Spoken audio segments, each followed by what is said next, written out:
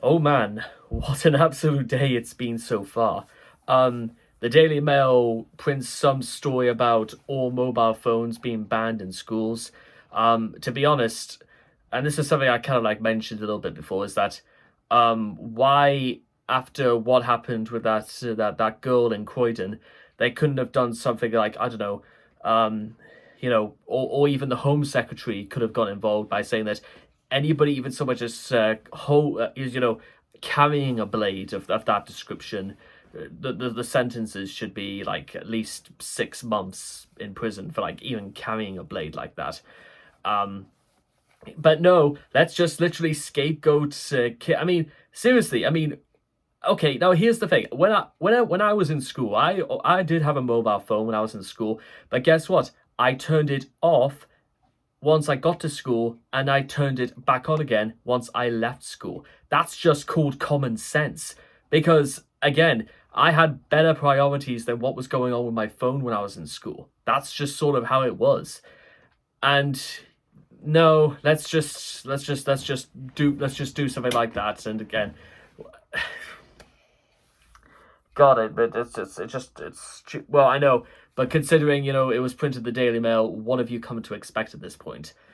Second thing is that apparently, in spite of wanting to send 2 billion to Ukraine and to send troops because of what Grant Shapps has said.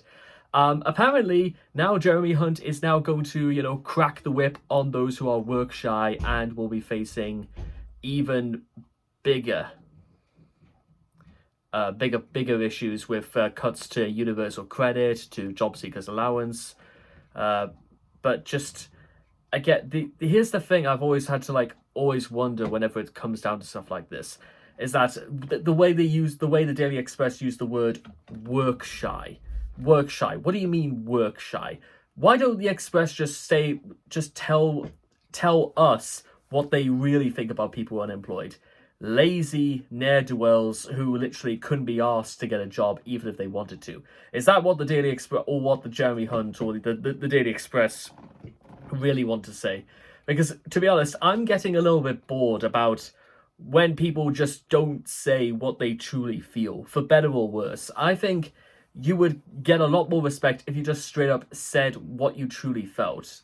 Though there are some limitations on that, because that's just a subject for another day and stuff like that. But the really big one that came out today is that they have officially scrapped all planning for the north of England, aka to Manchester, with HS2, which must be one of the biggest squanders of public tax in modern history. And bear in mind, you want to know how much, I think they said something about Tory corruption cost the country 2 billion in the last number of years, and that's nowhere near to what it would cover for those who are out of work and stuff like that. So basically, just and bear in mind, this is during the same time when massive people were protesting in Manchester because Richie Sunak was there on Sunday as a part of being in Media City, with being interviewed by Lord Kunsberg. But to be honest, I'm just going to straight up say what I think right now, because it's just, I'll say what I think, and it's they couldn't get any simpler than that.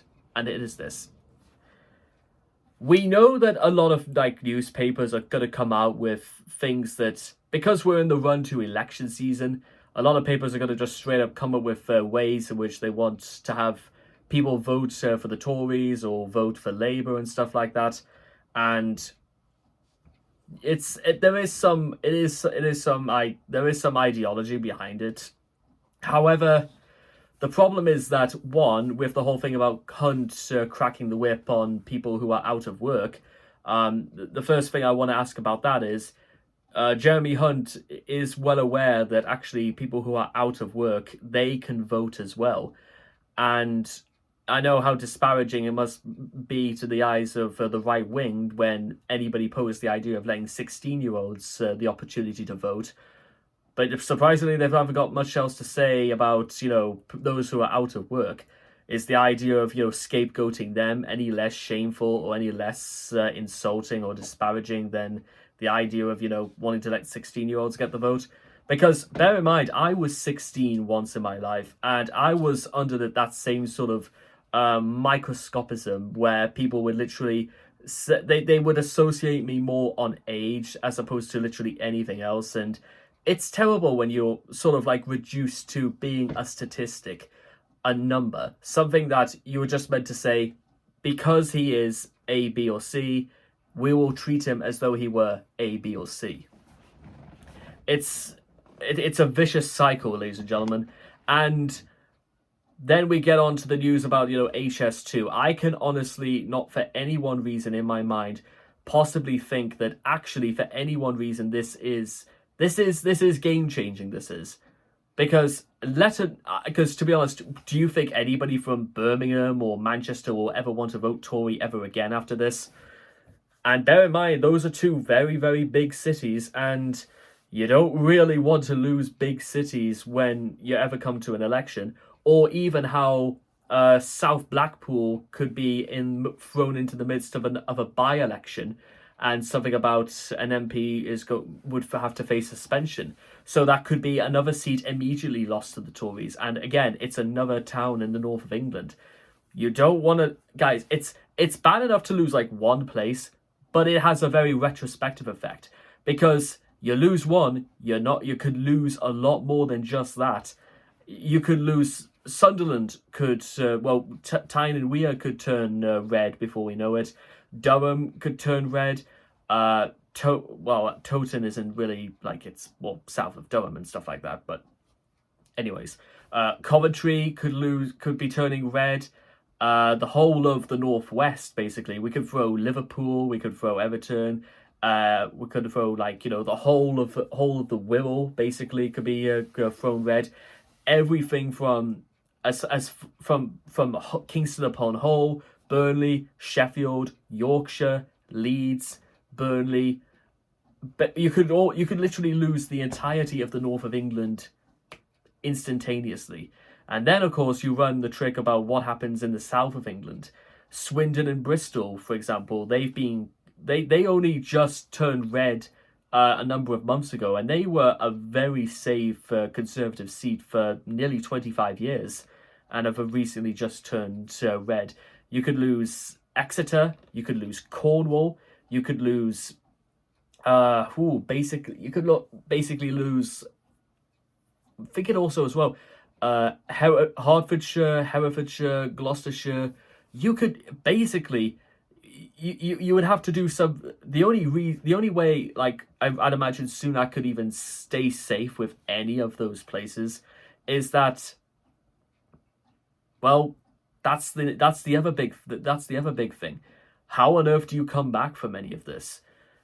You do it. I don't think it's really concerned the Conservative Party at any point that they have perhaps the biggest issue of PR history since yesterday, and now they're having to what exactly are they going to rely on? What is up their arsenal? What have they got up their sleeves that would make anyone want to vote for this band of crooks?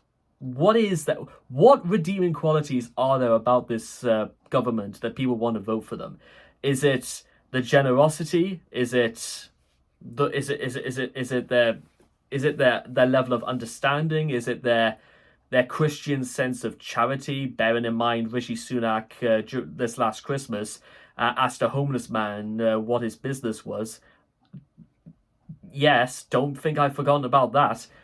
Is it the way that Suella Braverman scapegoats refugees into thinking they're the real issue? Because an interesting thing about that is that if you are voting Conservative and it's for the appeal that the Conservatives are going to stop the small boats, if you're just voting them for that and literally for nothing else, the irony is that you consider refugees far more than you consider people in this country anyway.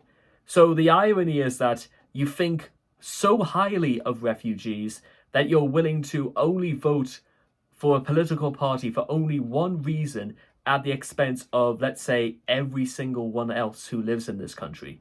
So yeah, make of that what you will. That outlines the inherent hypocrisy in a lot of right-wingers who demand, all refugees go back over the channel. That's a bizarre revelation I've come up with in the last couple of minutes, and I'm kind of glad that I said it. You've got to have your say, ladies and gentlemen, and I am sure as hell having mine today. And then, of course, there's the thing about, drivers and stuff like that, because apparently 20 miles an hour is 20 miles an hour is actually, when it comes to things like motoring, it's a lot better than it sounds, because actually, if people went slower, there would be less risk of like backlogs. You could reduce CO2 emissions, you could control it, and there are so many things about it that actually makes, because also think about the amount of lives you could save. Even if you just hit somebody at, let's say, 19 miles an hour, you could have, there's a better chance they'll live if you were, let's say, hitting them at 29 miles an hour.